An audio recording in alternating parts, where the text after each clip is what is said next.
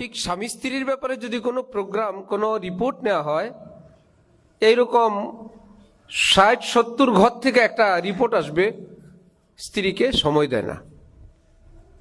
নবীজি 1500 বছর আগে বললেন, ওয়াল ইয়াসাকা বাইতুক, ঘরমুখী থাকো।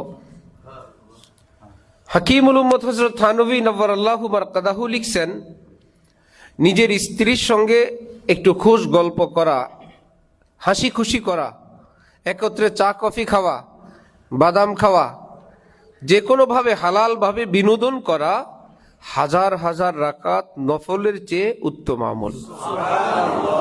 হাজার হাজার। ওই যে ওয়াল ইয়াসাকা বাইতুকের অংশ এটা।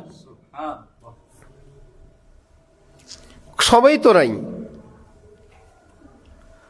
ক্ষুধার্ত মানুষ ঘরে আসলে যা দিবে তাই খাবে। পেট ভরা মানুষ ঘরে আসলে বিরিয়ানিও ভালো লাগে না। ঠিক চোখেরও ক্ষুধা আছে, যৌবনেরও ক্ষুধা আছে। চোখের ক্ষুধা যদি সব রাস্তায় মিটে যায়, ঘরের সুন্দরী বউ ভাল লাগবে না। চোখ যদি ক্ষুধার্ত থাকে, তাহলে ঘরের শ্যাম বর্ণের বেটে উচ্চতার আমার যে বোন ঘরে আছে তাকেও ভালো লাগবে।